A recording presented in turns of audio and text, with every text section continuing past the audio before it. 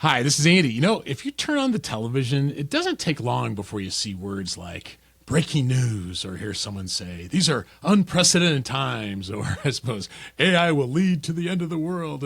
There are no doubt challenges that are unique to our time, and that can make leading in today's environment difficult as we try to navigate it all. But here's something that I wonder. Could it be that every generation has felt like this, at least to some degree, that we've always faced some sort of trying times with great uncertainty, maybe even tidal waves of change? In a sense, what I'm asking is this: are the basics of leading today radically different from, say, 37 years ago, or are the fundamentals the same? And the reason I mentioned 37 years ago is the first edition of one of the most influential books on leadership ever first arrived on bookshelves 37 years ago. The Leadership Challenge by Jim Kouzes and Barry Posner has influenced generations of leaders, helping inspire them to grow their ability to lead and deliver. Jim joined us back in episodes 62, 63, and 153 to share his insights on leadership, and I'm excited to have Jim back today to talk about the 7th edition of their book. In today's episode, Jim will talk about what's different about leadership today, and really what's the same. He'll talk about what he and Barry learned about leading virtual and hybrid teams thanks to the lockdowns from a global pandemic. We'll talk about diversity and inclusion, but from the lens of what their data shows. And if you've had concerns about how to lead in a culture of divisiveness or across generations, or how to take the next step in your ability to lead, Jim has practical insights you're going to find helpful. I've cherished each visit with Jim and can't wait to share this one with you. Hey, but first, if you've been listening for a while, you know about our course, AI Made Simple. It's a practical guide to using AI in your everyday work. Reviews keep coming in about how people are finding it helpful. AI Made Simple shows you how to apply today's AI chatbots on day-to-day use cases for us as leaders of teams and projects. I update the course each week to keep up with all the changes that are going on. If you'd like to learn how to use these tools to accelerate your ability to lead and deliver, AI Made Simple is a great next step. Learn more and join us at ai.peopleandprojectspodcast.com. Thanks. Let's jump into today's discussion with Jim about the 7th edition of the Leadership Challenge. Jim, thanks for joining us again on the People and Projects podcast. You are most welcome, Andy, and thanks for that gracious introduction. Yeah, it's all true. Most people listening to us will have heard of the book, The Leadership Challenge, just because it's been such a difference maker over the generations. But it's a classic now. I'm guessing many people don't know how it got started, though. So before we get into updates on the 7th edition, what's the backstory of how this all began? Well, I appreciate your asking that question because this has been on my mind given my own transition in my career. And I'm talking a lot about how we all got started to a number of people because they're curious. And I'll tell you a story. I was unpacking my boxes in my new office at Santa Clara University. And I'm busily putting things in the right place in the drawers and the bookshelves. And I hear a knock on my door. And I turn around and there's this very tall guy standing in the door frame. And he says, "You're in my office." I was very shocked for that. Oh, new guy on the campus and I'm in the wrong place already. And he laughed and he said, "No, you're in your right office. It used to be my office, but I know the dean now made it your office. Welcome to Santa Clara University. I'm Barry Posner, and I'd like to tell you if there's any questions you have about the campus, you'd like to have lunch at the faculty club, meet people on the staff and faculty in the business school. Let me know. I'm your guy." And I took him up on that. Yeah. And we started to do walks around campus, meeting people. He did work in the Executive Development Center, which I was directing. And we became friends and explored our common interests. And one of those happened to be shared values. And Barry and I worked with Warren Schmidt on a paper called Shared Values Make a Difference, which was really the first writing we did together. And as we explored our common interests, it became clear that we were both interested in leadership. And we were thinking about a way to research it. What could we do together to look into this and expand our research on shared values? And we came up with an idea, Andy. The idea was to ask people who are participating in executive development programs at Santa Clara University if they'd tell us a story about their personal best leadership experience. And in February of 1983, we did a seminar with Tom Peters. Tom Peters was, February '84. We did a seminar with Tom, and we used that technique in that seminar, and we asked people to break into small groups, share their stories of personal best leadership experiences, and we posted their group responses, summaries, as we all do in our small group discussions and seminars and workshops. And they summarized their findings from the stories they heard in their small groups. And as Barry and I did a gallery walk with the participants, we noticed that there were common themes that came out of those conversations. And that was our first aha moment. We saw that there were some common themes among people from various backgrounds, different levels in organizations, men and women who were sharing their personal best stories. So we decided to take that the next step further, and we continued to use it in our seminars in executive excellence at Santa Clara. We ended up doing some deeper research using an assessment we now call the Leadership Practices Inventory to test some assumptions we made about what the behaviors were, literally from 3x5 cards that we used to put into piles. We didn't have a computer to do the analysis at that moment. And that became the origin, and a couple years or so later, we signed a contract with Josie Bass to publish a book that we were writing, which, by the way, wasn't titled The Leadership Challenge initially. This is a little-known fact. Yeah. The contract actually says the end of management, the beginning of leadership. That was the title of the book. The end of management, the beginning of leadership. We signed that contract later as we were working with the marketing people, and they said, ending management doesn't really sound like a great seller to us. We need to rethink the title, which we did. And the subtitle of the book was, how to get extraordinary things done in organizations. And so we stayed with that theme, and then the Leadership Challenge, after many conversations back and forth, the title grew from that. And the main reason for that was that in every single case, challenge was what drove people to kind of motivated people to do their best. There was some challenge they were facing, and they really had to draw out of themselves their very best in order to meet that challenge. So it became the Leadership Challenge and published in 1987. Well, I guess management has survived since then, so yes, that's good. And there's still a management department in Santa Clara. Right. Another reason why we didn't want to offend our colleagues. But I've always resonated with that idea of the challenge because, like I mentioned in the intro, Jim, every generation, I think, has probably felt like their challenges were unique because they were challenges, right? And they're not wrong. But when you look at the data now compared to when you first started, I'm interested in what has changed and what has stayed essentially the same. I'm glad you started with this question because you reminded me when you were doing your intro to our conversation about my grandmother. I remember having conversation with people many years ago about this very topic because during the 4 decades now, going on 5 decades, Barry and I have worked together. We have always had different kinds of challenges, recessions, more than one. The pandemic being the most recent challenge that we've faced, but there have been many, many others in our space. There were no desktop computers when Barry and I started our work together. Now, we're talking through one. So there have been many, many challenges, many innovations, many changes over the years. But I always thought about my grandmother. My grandmother was born in the late 1800s. She immigrated on a boat by herself at 16 years old from Denmark to the United States, made her way across in a train from New York trains and buses from New York to Audubon, Iowa, where her sister, who had immigrated before her, lived. And she saw 2 world wars. She lived through, there was no rocket to the moon at the time. She lived through the launch of the space race.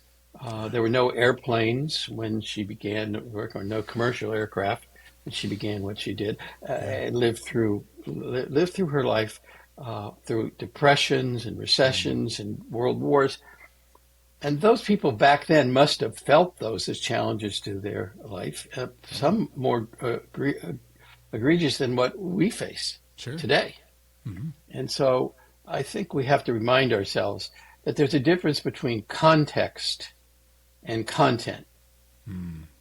What leaders do, the behaviors they exhibit, have remained relatively stable over all this time, whereas contexts have changed dramatically.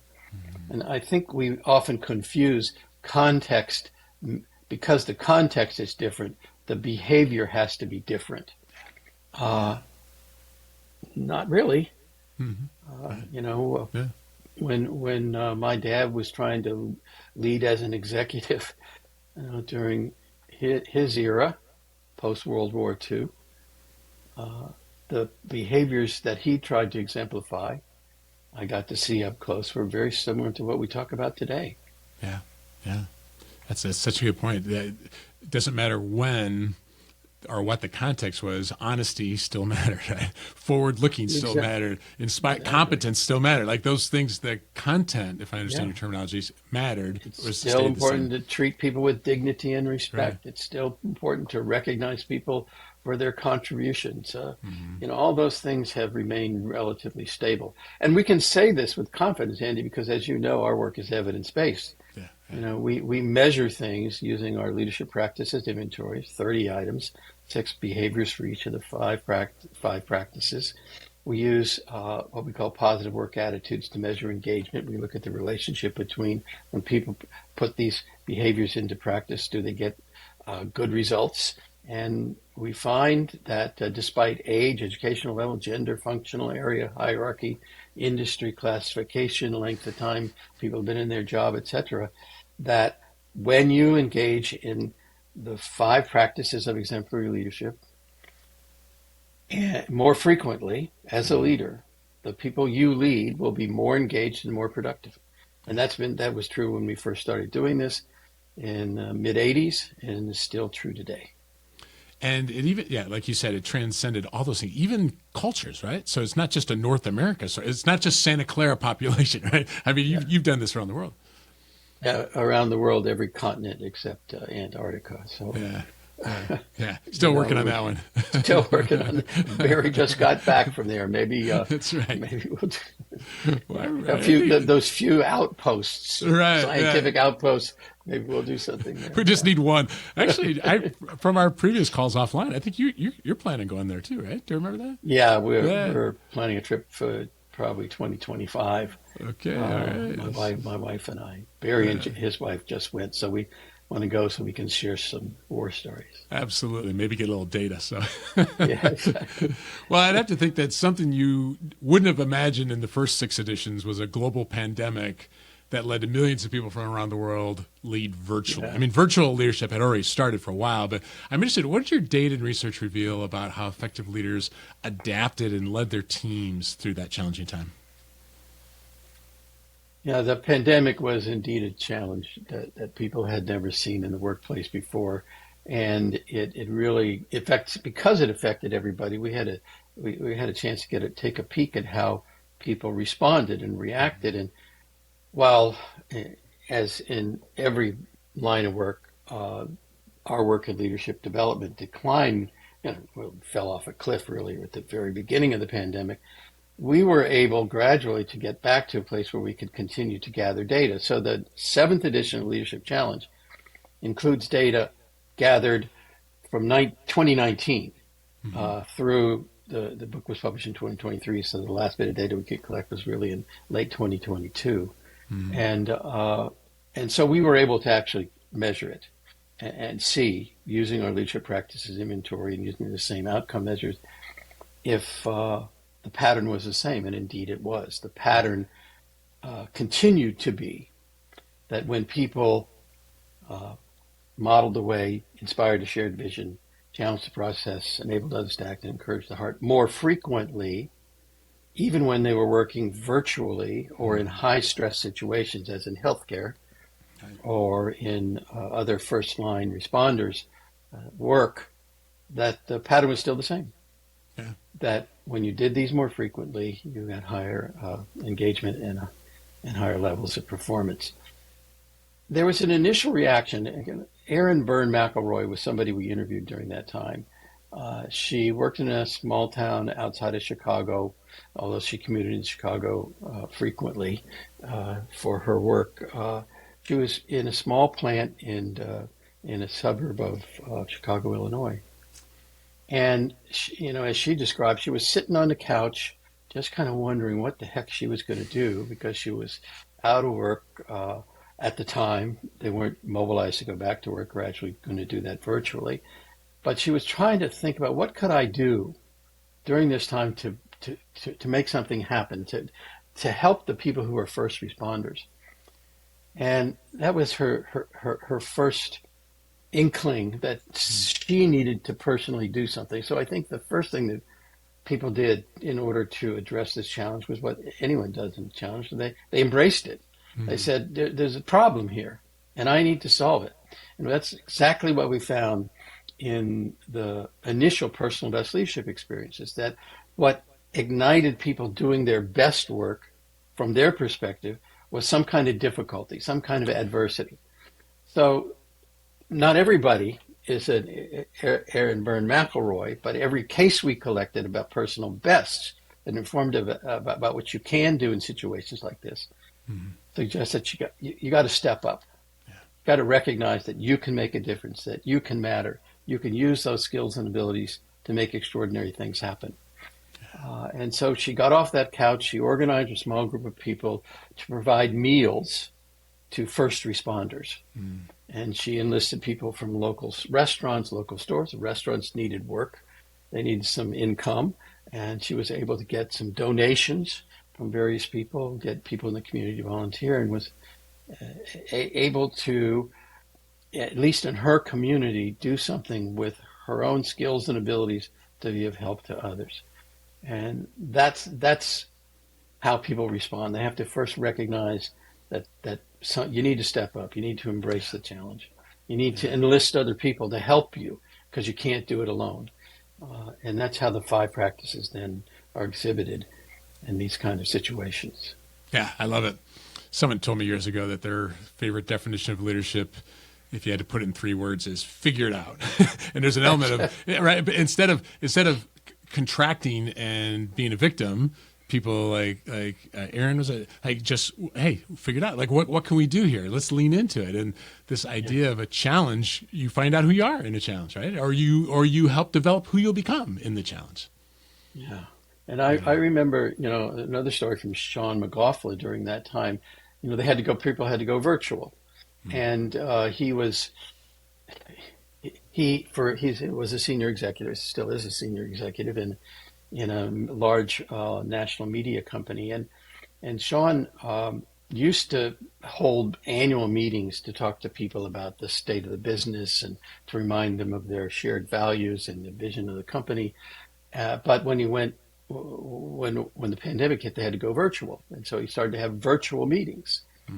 And he told me an interesting aha that he had. He said, I was having weekly virtual meetings with everyone, unlike these annual meetings where everybody came, and out of necessity. And he said, I began to notice something. Some people were not engaged. They looked glazed over. They looked tired. They looked like they were struggling with something.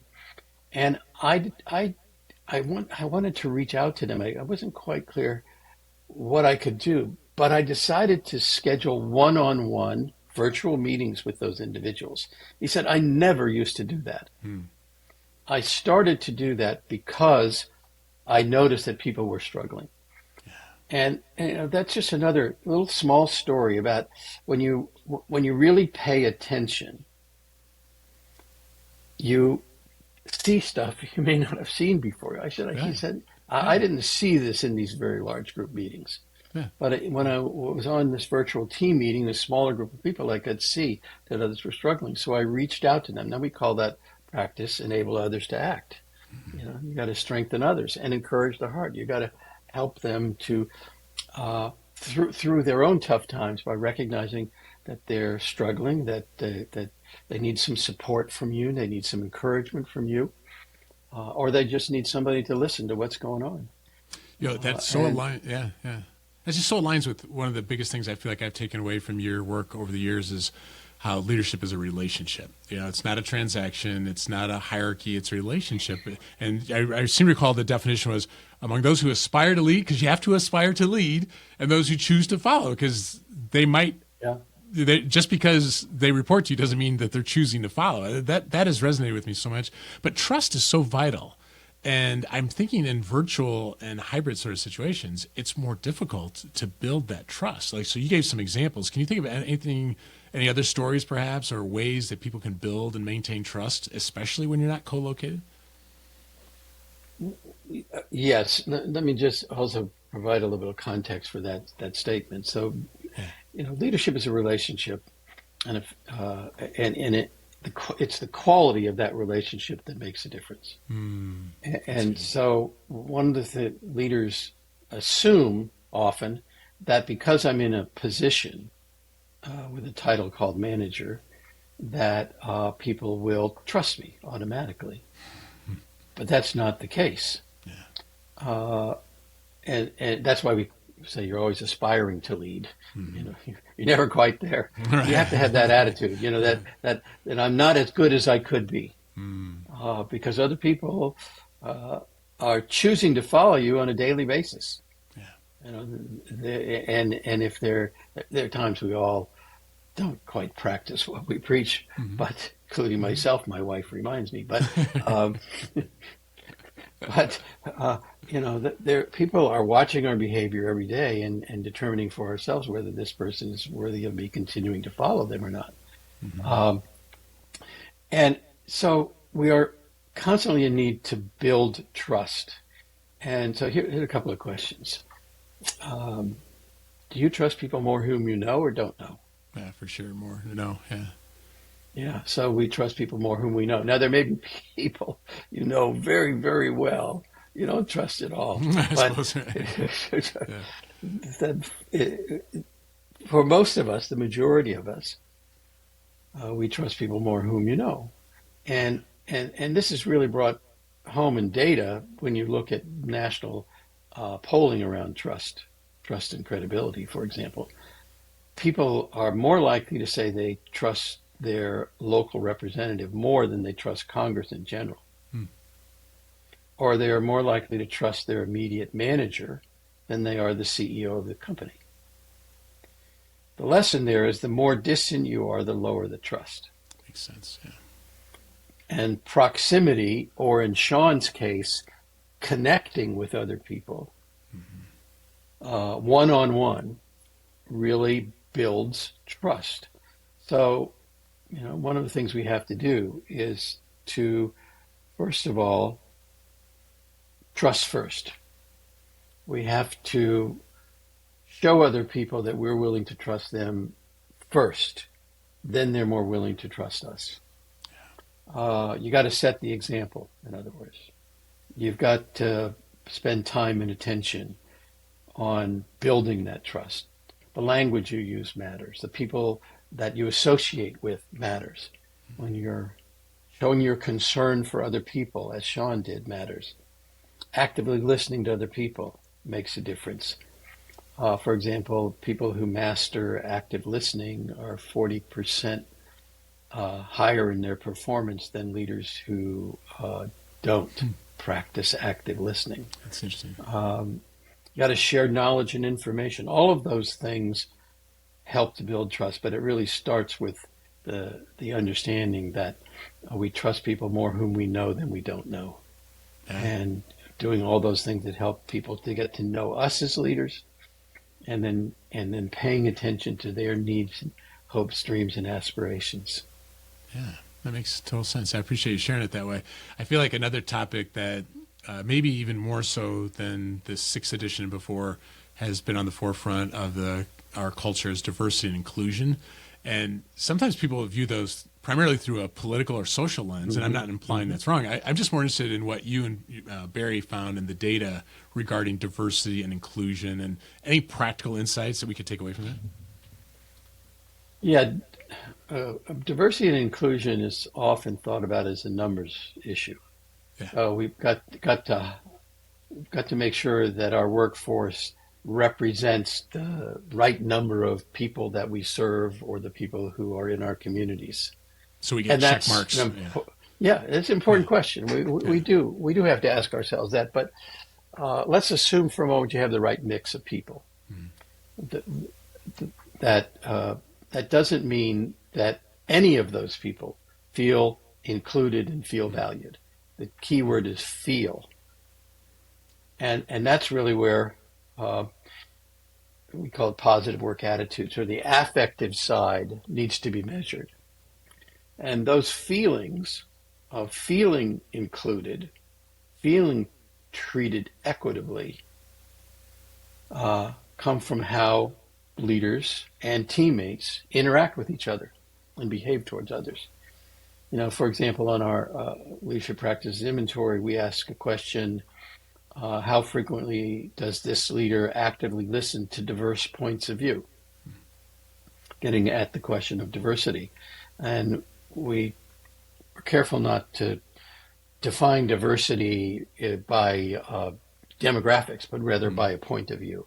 There's a diverse opinions. Yeah. And those leaders who are more frequently engaged in that behavior are considerably more effective, are more trusted than those leaders who are demonstrate that behavior less frequently. People feel greater pride, more willing to exert discretionary effort. They feel like their work is more meaningful when leaders simply actively listen to their point of view. And so we look at diversity and inclusion a little more from the behavioral standpoint. What are you doing? Are you paying attention to other people? Are you exploring their needs and their hopes, dreams, and aspirations? Are you treating them with dignity and respect? So that's how we look at it. Because, like you said, you could have the demographic mix right and not listen, or they not feel like they belong or are included, and that doesn't help. Yeah, that makes perfect sense. I feel like divisiveness has only grown certainly since you began writing the book, and maybe even since the 5th and 6th editions. So many people in leadership roles are just trying to figure out, how do I navigate when there's so much polarization? So any thoughts you have about leading in spite of being in a culture of divisiveness? My first lesson around this whole notion of collaboration, of people working together, the opposite of divisiveness. Two stories very early on. One was from Don Bennett, the first amputee to climb Mount Rainier, and he did that on one leg and two crutches, 14,410 feet. And I asked him, as the first amputee to do this, what would you say was your most important leadership lesson that came from climbing that mountain? And he said, you can't do it alone. If it weren't for my wife and 7 kids, I wouldn't be alive today.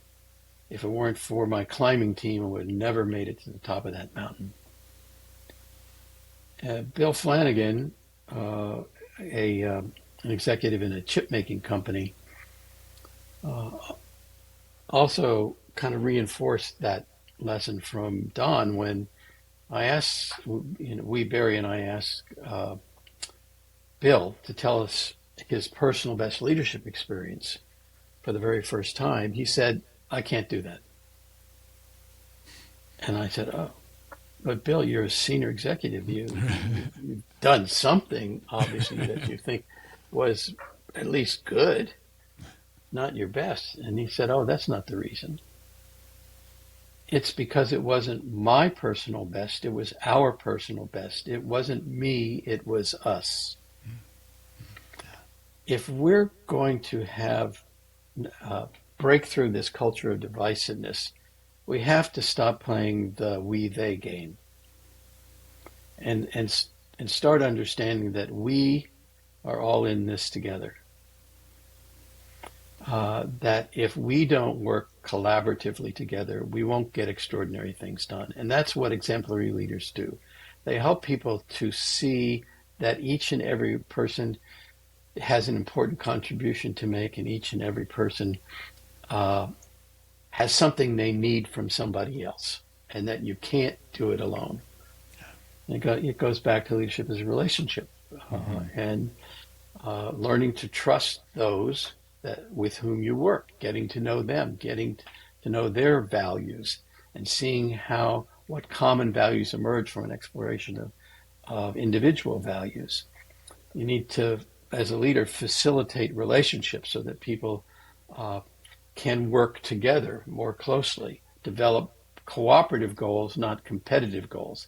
You know, one of the worst ways in which organizations system wide really don't foster collaboration is they make people compete with each other for rank, for grades, rather than helping them to understand that we'll all do better individually when we work cooperatively together. So we need to create ways in which roles force people to collaborate with each other. We need to support norms of reciprocity. Uh, that is, if somebody does something good for you, you owe them, Yeah. in Yeah. effect. Mm-hmm. Uh, we need to structure projects so that they promote joint effort. I recall a leader in a bank card division of a national bank uh, where he was in charge of IT. And they had to make some major changes in IT. And that those changes were going to affect everybody. But what he did very early on in the job, he and his team, they went and introduced themselves to every other part of the company, talking about the changes that they were going to be going through. But instead of asking people to do something for them, they uh, they asked, "What can we do for you? Mm-hmm. What do you need from me to be successful?" Uh, and so that's the kind of approach we need to take, making sure that people understand we're there to help them as much as ask something from them.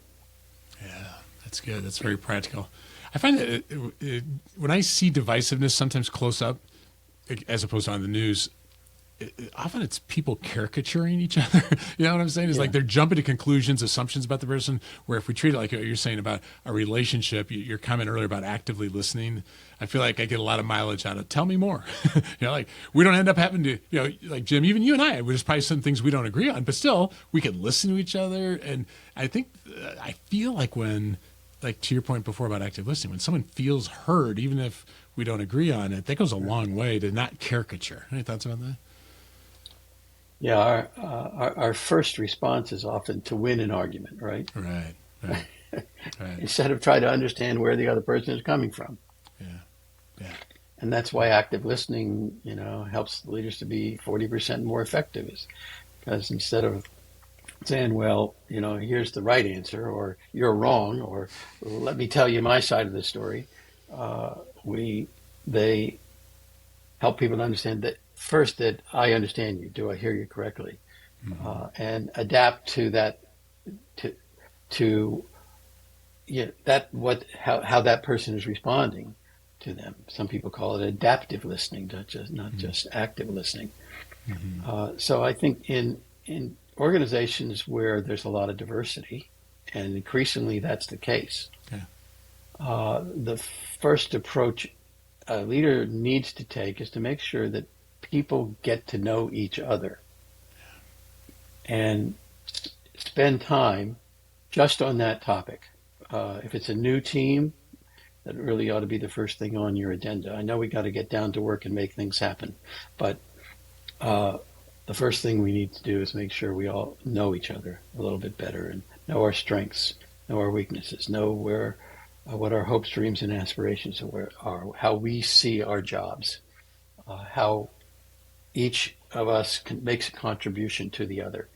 All of those kinds of things are important interventions for leaders to take, particularly when people are new, and continuously do provide people the opportunity for that in on a weekly basis, daily basis for that matter. Yeah, that's a good way of saying it. I'm thinking it's not really divisiveness, but I'm thinking about generational divides, and I sometimes I'll hear people, complaining about they're the younger supervisor and they've got somebody older, or so they're older, and those millennials or those Gen Zs, and a lot of it I feel like risks stereotyping people, and it misses the whole thing about it's a relationship, not a category. But what are you seeing when it comes to leadership challenges across generations, and any advice for us there? I have to admit, I remember feeling similarly when I was a young employee, and all those older bosses of mine said a very long time ago, and of course, then being in a position of managing other people who were older than I was, so like, God, I'm now in a role where I'm leading mom and dad. It's like, wow. Those are weird sensations, but understanding that it's really about showing dignity and respect, and respect and understanding that people have different. Going back to the context, Right. the contexts that people grow up in, and the challenges that they face in each of those can be different and unique. We all have challenges, but the ones that younger workers are facing today are very different. Two people working, if you're married, you've got to deal with, during the pandemic, both people were working at home, and they had to find workspace and find different ways while taking care of the kids who were also studying from home. All these kinds of things, that life experiences that people have affect them, and if we understand that, then we'll be more effective in working with those individuals.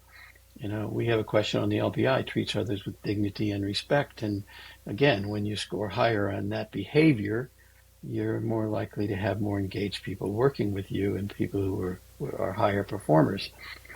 So similar to the conversation about diversity and inclusion, our data shows that the pattern of behaviors of exemplary leaders is not generationally specific. In other words, if I look at students in college, or I look at new employees just out of school entering the workplace, the leadership behaviors they need to demonstrate, or their managers, their peers, if they're working in a project with peers, the leadership behaviors they need to demonstrate more frequently are still the same. Again, no, the way we look at generations in our data is we look at by age. We don't say are you a millennial, are you a Gen Z, Gen X? And we look at age. We take the age categories and we look at whether that age group behavior is significantly different from boomers, let's say. Mm-hmm. And the answer is no. So what we know by measuring it is that the behaviors of leaders aren't different, and that we see the same pattern. We do a lot of work with college students, and we have a whole database of just student leaders. And if you look at the pattern of their behaviors compared to the pattern of people in the workforce who are of a different generation, the pattern is exactly the same. The more frequently you engage in these practices, the higher the levels of workplace engagement and performance. So you mentioned stereotyping. I think one of the dangers of looking at, even asking ourselves, how should I lead differently if I'm of one generation or another, can lead to generationalism. Not an easy word to say, but generationalism, another ism, and stereotyping and generalizing about a generation, which is in its own way a form of discrimination. So when asked how leaders can approach connecting with team members of significant age differences, my response is always the same, which is listen. Leadership is a relationship, and listening is a fundamental to building a positive relationship. Uh, and so, understanding where people are coming from and being able to treat them and their experiences with dignity and respect, and showing respect for people at all ages, uh, is a way to begin that process. But you don't need to learn a different leadership language to lead people who are older or younger than you are. That's great advice. You know, let's say someone listening to us, I want to get better as a leader. Just listening to you, Jim, inspires me. Certainly, I recommend they get a copy of the Leadership Challenge because there's so much there. If if there was one piece of advice that if they would just do that, just one of those behaviors, or one thing that if they just did it more consistently would help them, what comes to mind, Jim? One word: practice, or maybe three words: practice, practice, practice. Yeah. Find ways in the flow of your work day where you can practice these behaviors. And if you can do it with a coach or a colleague who can give you some feedback on how you're doing, even better. I've often thought about leadership as a profession. If you're doing something 8 hours a day or more, like leading others, then it's a profession.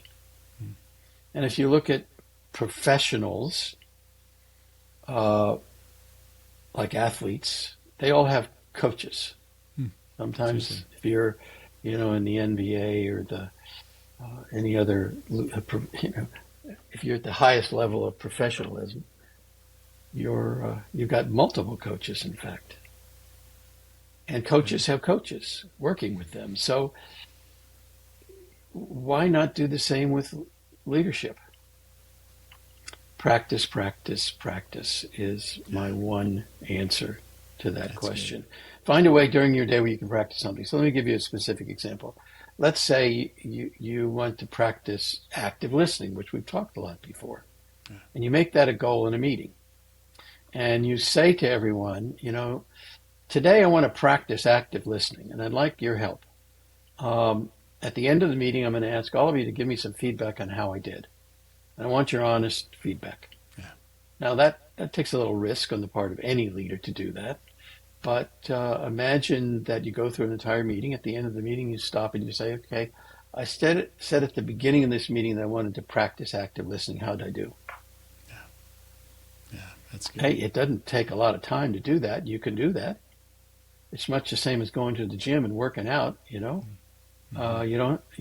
got an opportunity there. If you're giving a speech, have somebody sit down with somebody and have them give you feedback on how you did delivering that speech so you can be better the next time. Find ways during the workday when you can utilize the resources you have and practice a behavior. Something that you might have gotten feedback on you need to do differently, you need to do better. We wrote a book called Learning Leadership, which is about the 5 fundamentals of learning to lead. And there are some guidelines in that book that go a little bit deeper into this. But the really major takeaway is you have to practice if you're going to be exemplary.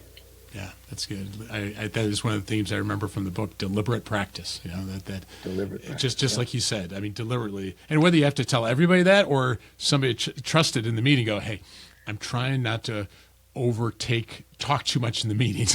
So would you let me know afterwards, where did I go over that line and where did I did? But yeah, I think just simple things like that. We just don't see ourselves clearly, for sure. There's so many things I'd love to talk with you about, Jim, but just as we move to wrap it up, you're kind of wrapping up a season of your life, right? A different chapter, and all this traveling and speaking and writing you've done over the years. What does retirement look like for you? Ken Blanchard, a good friend and someone probably most of our listeners know, is that use the term refirement, and I think that's where I'm at. Refiring in other ways, as you know, Andy, we had a grandchild, our first grandchild last November, and that has brought a lot of joy to our lives. Yeah. And so my wife and I are spending much more time as grandma and grandpa to Leo, and a better, we hope, son and a better dad and to our son and daughter. Yeah, right. So hopefully, I know we just next week we'll be spending about 5 days with Leo and his parents and doing our grandma grandpa duty, and it's really just a great joy, and Yeah. we're going to fit as much of that into our lives the next few years, I'm sure, and as years go on, more and more time. So that really is important to us right now and high on our agenda, and because it's the first time I'm learning a lot about how to be better at that. Yeah. Deliberate And I'm practice. looking forward to deliberate practice. Exactly. Got to get that in there. And I'm looking forward to continuing to contribute through writing. We just finished the seventh edition of Leadership Challenge. Been out a year. We just finished another edition of the Student Leadership Challenge. We got 2 other books in the works. That'll take me at least through 2027. So, Yeah. and mentally active. Yeah. And looking forward to traveling some more with my wife to places that we haven't explored around the world and locally. So that's how Yeah. I'll be spending my time. Well, so happy for you. So happy. For those listening, if you haven't yet read this book, or maybe you have, but it's just been a while, I recommend you get a copy of Jim Kouzes and Barry Posner's latest edition of the Leadership Challenge. I put links to the book and the book's website in the show notes for this cast. So, hey, Jim, thank you for joining us again on the People and Projects podcast. You're very welcome, Andy. Thank you very much for this opportunity.